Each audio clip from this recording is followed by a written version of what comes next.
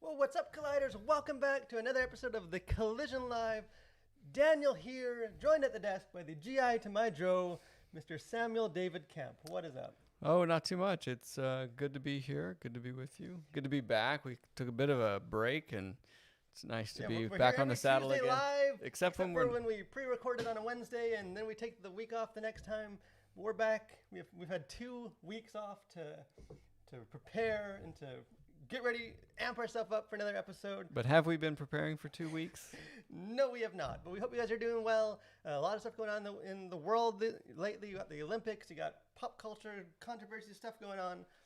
As always, what do you think? What's going on in the life of Sam? Just obsessed with Olympics right now is the main thing. So we try and keep that going. It's on the TV as much as possible. My 2.5-year-old loves the water, and she says, "Go, go, Ledecky." Even if Ledecky isn't swimming, so it's awesome. Yeah, so we, as we've mentioned before, whenever the Olympics comes up, we both of us slowly get dragged in more and more to. I think last Olympics I had like 4 different screens going. I was like some supervillain trying to follow the water polo in every possible event. So yeah. So we'll be talking based on the Olympics, based on sports. We had Space Jam, a new legacy come out, so we'll be talking about sports as one of our topics. But why don't we just jump right into it?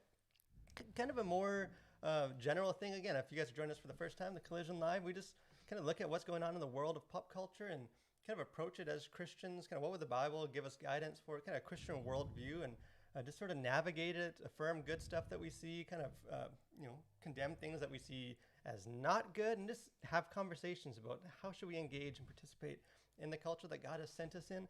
So the first thing I thought we'd talk about is kind of just a general thing, and it's based in some ways on just sort of feedback and comments that I've got as we've both been dealing with movies and the arts and Christian, and it's about preachy films.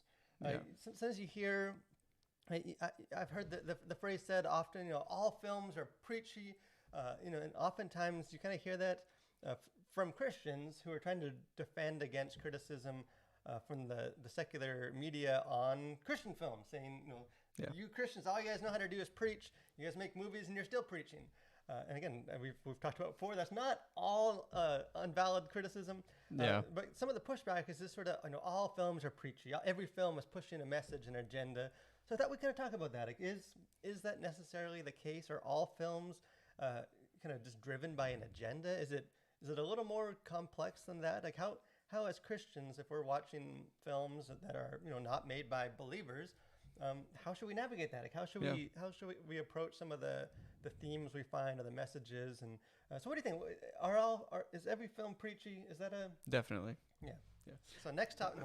No, I think we were talking about this a little bit beforehand, but I think like every story and every movie is going to have elements of like messaging. Like there's going to be like they're coming from a place trying to tell a story that says a particular thing. And I think you convinced me that that's not necessarily that every movie is going to be preachy. And I think sort of it's one of those things where it's like certain movies are more preachy than others. That doesn't mean that non-preachy movies don't have a worldview, because like they're being created by people, but it doesn't mean that they're necessarily like, agenda driven, let's say. And so I think there are agenda driven films, and that's not to say that there are stories that are made into films that are good, and then there are like stories that are used to drive an agenda. Yeah, and to be clear, is maybe to make that distinction. Yeah, a film with an agenda, that's not like mutually exclusive from being a good film. You can be a good film that's pushing an agenda. But yeah, I think it gets a little more nuanced than just sort of anything that's in a film that we see is this Hollywood pushing that on us. Like you said, I think all of us, as creators and as people, we all have a way we see the world. We have, as a Christian, we see it through the lens of Christ and the Scripture, and a Christian worldview. Someone that is not a believer is going to see it through kind of a more humanistic, secular worldview. So obviously, no one's neutral. We all come from somewhere. So anything that we create is going to, in some way, kind of reflect the world, the way we see the world, the stories that even the stories we choose to tell, often kind of boils out of just what we think is important, how we value. But again, that's a little different than like having a kind of a gear to grind, like an agenda. I'm going to make a film that pushes this very humanistic theme, and I'm just going to kind of graft a story on top of it. And but this is a message film, and which and this goes kind of back to a lot of our critiques of quote unquote Christian movies, being they start from the place of the message, like what message is it that we want to share, like the gospel, okay, and so how can we fit that into this wrapping that's called a film and get it out there? Whereas I think there are a lot of stories that come out of Hollywood that just really start from being a really good story and trying to get that story out there, and it so happens that maybe it's more humanistic, or maybe it's this or that. And so I think those are sort of and again, these are generalizations, so like there's obviously exceptions in every case, but a lot of times it comes across in Christian movies that they started from a place of the message and then they made the film. Whereas I think other movies that would be considered good movies probably didn't start from the place of what message is it that we want to share with the world, but maybe what story is it that we're going to tell. And obviously a lot of those directors can still it almost seems to me a lot of it comes afterwards. Like they have this story and they also want to make sure that they affirm this, or they kind of push this, right, or the studio says, hey, you should probably have something in here that is good for this group or that group or whatever. Yeah, and that's even like my like Captain Marvel MCU movie. I just thought that it was an awful movie because I feel like that was an agenda movie. That was a very much a feminist kind of empowerment film, where a movie like Black Widow had a theme. It's kind of some powerful themes, but it didn't come across as like this movie exists purely to knock you over and push this agenda, and we just need to come up with this story. And I think kind of obviously you guys know I'm a Tolkien guy, Lord of the Rings. I think that's sort of an example of a Christian side of coming up with a story and almost like in hindsight seeing how it all tied together, how it reflected a Christian theme, and you kind of changed some of the details to make it kind of more Christian. But I guess why does that matter? I think it does, as far as kind of how we navigate watching these films. And I think I've seen this sort of from the angle of not everything that is in a film means that the film is pushing that thing. And kind of obviously Harry Potter is a controversial property for Christians and has been since the beginning. So obviously we're not going to get all into whether it's acceptable or not on a wide lens. But as far as like the magic part, or our review of Frozen, the second one, we got some comments kind of similar to this, that, is the fact that there's magic is part of the world that the story is set in. Does that mean that the film is preaching kind of the occult and magic? Right. Or is it focusing on other themes and just sort of using a magical world to, as almost like a tool to do that? Like, what's the difference? Like, how do you, as a Christian? Well, yeah, I mean, it's like, is Star Wars preaching mysticism, or is it a country western movie set in space? Like, like it's not. I think the tools of the storytelling aren't necessarily the message, and just because there's a tool, like the world that you build has magical properties, like it's fantasy, like it's a story, and so you're telling the story that happens to take place in sort of this parallel world to what we know in reality. And I think that's just a utility of storytelling, but it's not necessarily mean that like J.K. Rowling was trying to like recruit wizards for her secret underground school or something. Like, it just seems like kind of not a relevant critique, because it misses the whole point of the story. It distracts from more important, like I think of like Frozen 2, which I liked the movie. We've heard from our review on YouTube that not everyone that is a Christian liked the movie, and some of you guys had a different opinion than I did. Really didn't like the and movie. we're happy to share that, and we welcome different opinions. But I think some of the to kind of get distracted by there's supernatural kind of magic elements. This film is trying to push magic on young kids. It's really not. Nothing in that film is kind of pushing or teaching that that's a good thing. I think a valid criticism is that it is, reflecting in kind of an ideology of self-empowerment and kind of find your own divinity within you. And that is a theme, kind of a message that is contrary to Scripture. That is something that Christians should, navigate through. And that is, I think, more impactful. I think that message does get through to kids in ways that, I have 2 6-year-old boys. When they play, wizards or Jedis, like even at 6, they can distinguish that, what they're doing is make believe. They don't expect, that they can cause ice like Elsa and Frozen. But some of the message of like self-empowerment. But they might wish they could. Yeah, they might wish. We're still waiting for our Hogwarts letters. So I think it does matter in how we kind of a more thoughtful, I guess, navigation through secular films. Yeah, and I think what happens a lot of times is these elements that, let's say if it were in reality, would be contrary to Christianity, they sort of serve as this sort of stand-in or like a shortcut to have a problem with whatever movie. And so it's like, oh, well, that has witchcraft in it. Well, then, it's sort of like what we talked about with like the rating system. It's like, oh, well, it's R. Well, then absolutely not, under no circumstances.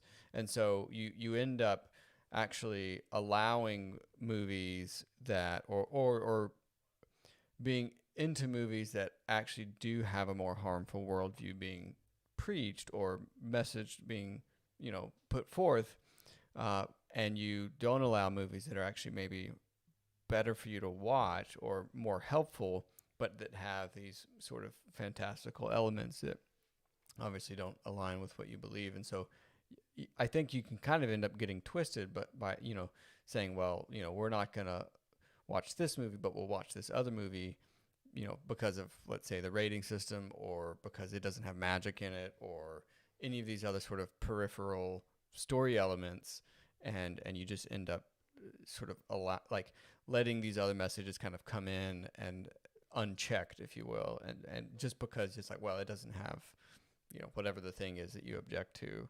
And so I think that can end up really messing up people's way of really critiquing a film, rather than not enjoying it and not letting it shape you, versus sort of just being like, that's bad, and we have to come out of it. We were talking about like supernatural stuff, but even as Iron Man or Spider-Man, are those films preaching that we need to go take the law into our own hands and start beating up guys that are bad? I've been bit by so many spiders, and I just have these awful side effects, and I still cannot shoot webs. Or maybe that's just indigestion. But they're not preaching violence. That's just sort of the story world that they have. They're actually dealing with other themes. Yeah. So let us know if you guys are watching, or if you guys are watching later. Share in the comments. Like, how do you navigate that? How do you sort of distinguish between like, this is just part of the story that's sort of just the backdrop that they're telling these other themes in, as opposed to understanding when, hey, no, this is actually kind of a Hollywood agenda that is kind of being rammed down our throats, because there's both, and I think it's important to distinguish between them. So moving on to our next segment, you know it, you love it, pop culture news.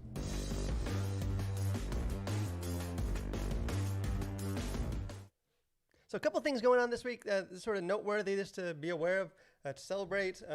One, the Olympics. That is, obviously a lot of the conversation happening right now. On that note of Olympic joy and we are supporting the American team. Every I don't medal. know. I don't know what that says about our culture, that the way that we support our Olympic athletes is by eating Oreos. But hey, they're delicious. And we're not sponsored by Oreos. Yeah, but every gold medal we win, we like to feel like we played a small part in helping them achieve that with each Oreo that we eat. Yeah. So the Olympics are on, obviously, if you guys have been following, like this, Biles, the gymnast, the greatest of all time, big big discussion. A lot's, I think, going to come out of that just on mental health and some of that. I don't know all the details that just happened. It's something to be aware of. It's definitely going to become a bigger conversation. Yeah. Dune, I've been getting pumped about this movie for a while. It keeps getting delayed. A new trailer dropped, and this movie is fantastic. I'm excited. Some of the story, the actual, I don't want to ruin the plot of it, but it is very much kind of a Messiah story, but a very different Messiah than Christ or the Bible. So I think there is going to be some interesting conversations. Yeah. And I think insights into the gospel as we can kind of contrast it to this. And also just, it looks like an awesome movie. And it looks really good. I saw that they're developing a live action Pokemon series in Netflix. I think it's supposed to be kind of like the Detective Pikachu movie, which I actually liked more than I thought I would. Kind of like real people with CGI Pokemon. I don't know how you do the plural of that. So stay tuned for that. Pokemon. It'll show how much we're into that franchise. Universal just spent $400 million to make for The Exorcist. Again, that is not my kind of movie, but it does deal with spiritual stuff. So I think there will be some these things for Christians to have conversations about. And the last thing, Wheel of Time series. I think we have the poster for it. If you guys have never read these books, these are some of the best fantasy books that have been written. These are great. Amazon is making a show for it. I am pumped. This is coming out in November. I think like the start of November. They're already starting season 2. But if you are at all like a fantasy geek like I am, this show is going to be for you. So I'm just crossing my fingers that it's not terrible like a lot of these other shows. Anything stand out to you just going on pop culture? I think the Olympics is the big thing for me. And I was just seeing a video here of there's a 17-year-old Lydia Jacoby who won, I think, the women's 400-meter swim. I forget which stroke. But it's just a video of like her whole hometown in Alaska just going berserk after she wins. And that's the sort of stuff that is just cool and what makes the Olympics great. And so hopefully there's way more of that and way less people getting COVID and, Yeah, and dropping, because we love sports. Yeah. Sports is sort of the great unifier, or at least it can be. Yeah. And speaking of sports movies, 2 weeks off to perfect my segue game. This is flawless. Based on this, the Olympics going on, but also just Space Jam: A New Legacy, which if you guys haven't checked out, we did a review for it. Not a good movie. MJ's the GOAT. But we thought we'd just start talking about sports movies real quick, as far as why in some ways all these movies are kind of the same. You sort of know they're gonna follow the script, and yet we still eat them up. There's never not a market for sports movies. Is every sports movie basically the same? Like I was trying to think of is there one where it's not about the underdog overcoming impossible odds to win in the end? Spoiler alert for like a 50-year-old movie, but like Rocky doesn't win the fight in Rocky 1. He wins the rematch in Rocky 2. Sorry if you haven't seen that movie. One of the greatest sports movies ever made. So I think they don't always win. It's not always the very same, but it very much is sort of this cheer for the underdog. Yeah. So what is it like? Not just just in general. Why do we love these? But is there anything as like a Christian that sports movies can kind of teach us, or that we can latch on to? Well, for sure. And I think preachers have been using sports illustrations probably for as long as there's been preaching. But especially I think the team sports, I think there's the most sort of content or opportunity for that crossover, just learning to work together as a team, like realizing that it's not about you, the individual, but it's about your team and your contribution to the team and coming together, overcoming impossible odds, having perseverance. Like there's so many great values that come out of sports movies, and they're all sort of along those similar lines. Yeah, and some of it, all those lessons, there's so many valuable life lessons, in playing, non-TV sport, real sports. Yeah, actually playing sports. For those of us that weren't necessarily superstar athletes, then, in some ways, sports movies can, obviously it's not the same, but you can kind of experience some of that, through the screen. And you were kind of joking that preachers have been using sports illustrations since there's been preachers, but it's true. The Apostle Paul. Yeah, that's true. I wasn't even thinking about Paul, but that is true. A lot of his illustrations were probably based on kind of the Olympics, the Greek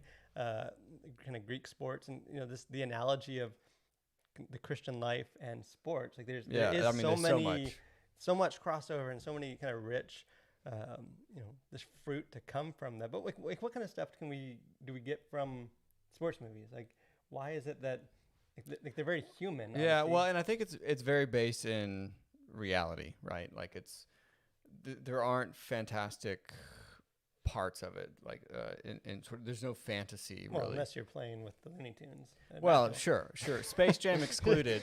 Most sports movies, they're not dealing with special powers, like, there isn't the Force. They don't get lightsabers, which that would be a cool movie too. But so it's very much like you can easily see yourself, in the shoes of this sports team or whatever, and they're typically based on true stories as well. So like there's something that connects you more with that because they're just doing normal everyday stuff like training and all these other things. And it's like, yeah, well, like that's my reality. Like I see that. It doesn't take much to imagine what that must be like. It's almost like the equivalent to like I say with monster movies, right? What makes a good monster movie is not the monster, it's like the people. Right.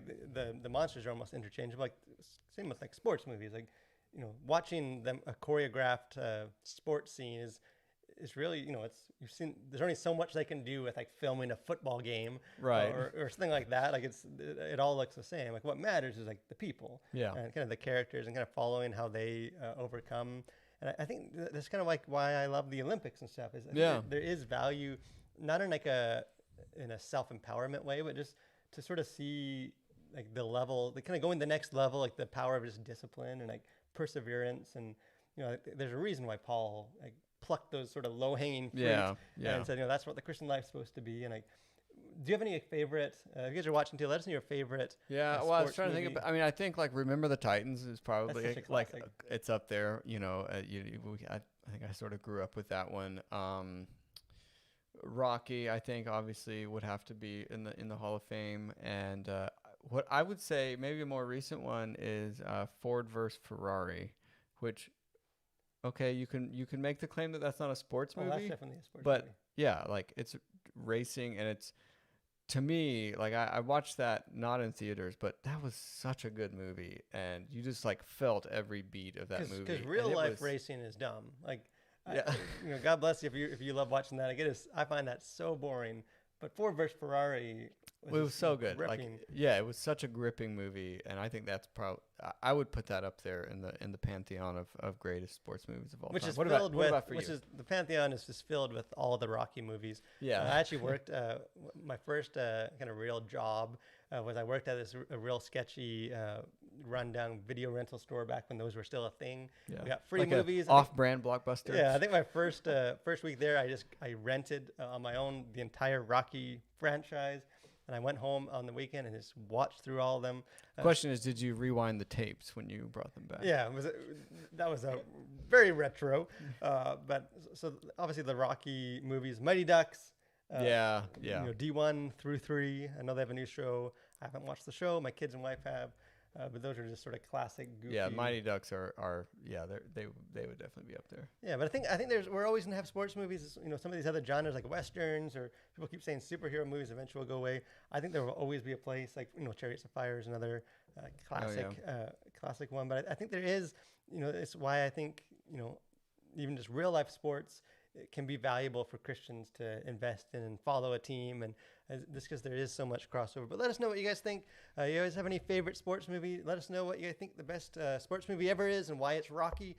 We'd love to hear any opinions on that. And just as a Christian, is there anything that you get from either real life Olympic sports or just watching these sports movies that actually helps assist and kind of grow you in your walk with God and spiritually? We'd love to have those conversations with you. So this week at The Collision, actually got quite a bit going on. We've been kind of, a lot of the movie seasons in full swing. So we have several reviews out. We have a review for Black Widow, Space Jam: A New Legacy, and we just released a review for Snake Eyes, G.I. Joe Origin Stories, which is probably the worst tagline since the Star Wars tried to do like a Star Wars story. One of those 3 movies was really good. The other 2 were not good, but I'll let you guys check out the reviews to figure out which one's which. And we actually just released a new article, one that I wrote So I encourage you to check it out. I'm biased, but called Affirming the Gospel in Secular Pop Culture.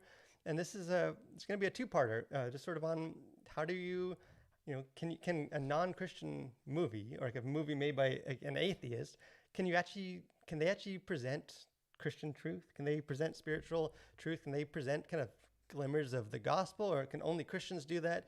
So I kind of make an argument that as Christians, you can find Christian truth in kind of anywhere, not just kind of faith-based films. And hopefully that kind of opens up this the range of movies that we can enjoy and kind of experience. And then I'll have a follow-up probably next week on how do you do that, kind of looking at some more specifics. So I encourage you to check out all those articles. Again, if you guys haven't done so already, encourage you guys to subscribe to our channel. Got a lot of stuff coming up. We've been brainstorming some new video ideas, a lot more reviews and things like Jungle Cruise is coming out this Friday. Yeah. We'll have a review for that. Is the Green Knight coming out this Friday? Green Knight, both coming out this Friday.